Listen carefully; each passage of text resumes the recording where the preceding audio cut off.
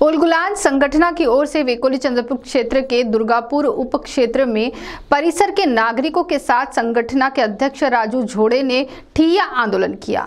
मामले की गंभीरता को देखते हुए वेकोली प्रशासन को पुलिस बल को बुलाना पड़ा।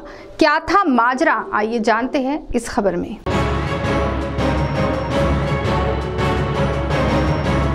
उलगुलान संगठन के संस्थापक अध्यक्ष राजू झोड़े ने दुर्गापुर परिसर के अन्य नागरिकों के साथ मिलकर वेकोली चंद्रपुर क्षेत्र के दुर्गापुर उपक्षेत्र सबरिया में जाकर ठिया आंदोलन किया और मृत बालक के परिजनों को आर्थिक मदद देने की मांग की। इस मौके पर निशा वाघमारे, शंकर वाघमारे, सचिन मांदाड़े, शैलेश सोनटक्के, पंकज वाघमारे, गुरु भगत, सुधा रायपुरे, गीताबाई सोनटक्के, कविता मिश्राम आदि गांववासी मौजूद थे। इस दौरान मामले की गंभीरता को देखते हुए पुलिस का काफी कड़ा बंदोबस्त था। तो आइए सुनते हैं इस मौके पर उलगुलान संगठन के राजू झोड़े ने क्या कहा स्वयं उन्हीं की जुबानी।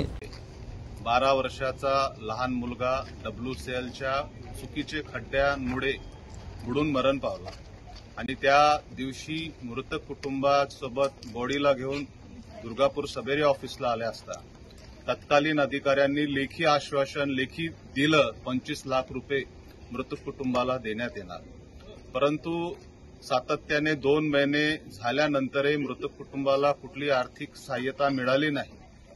आज आम्हाला WCL दुर्गापूरनी पत्र दिलं की इस प्रकार की कोई नाही, म्हणून आज आम्ही दुर्गापूर सबेरियाला विचाराला आलो असता बरेच लोकांना गोळा करून, पोलिसांना गोळा करून पीडित कुटुंबाने आमच्यावरती दबाव निर्माण करण्याचा WCLनी प्रयत्न केला आणि त्यामध्ये सरळ स्पष्ट प्रकारे त्यांनी नकार दिला की पीडित कुटुंबाला कुठलीच सहाय्यता देण्याचा नियम नाही। नियम शेवटी माणूस बनवतो, अधिकारी बनवतो। WCLचे अधिकारी टाळाटाळ करत होते। शेवटी CGM चंद्रपूरशी बोलून त्यांनी 1 आठवड्यामध्ये कुठल्या ना कुठल्या प्रकारे आम्ही याच्यात तडजोड करून पीडित कुटुंबाला आर्थिक मदत मिळवून देऊ असे आश्वासन दिल्यानंतर आज आम्ही सबेरिया ऑफिसच्या कार्यालयामधून निघालो।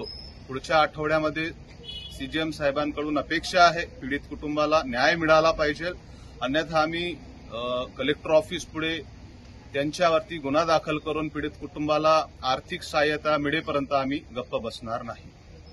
CTV के लिए वैभव यारकर की रिपोर्ट।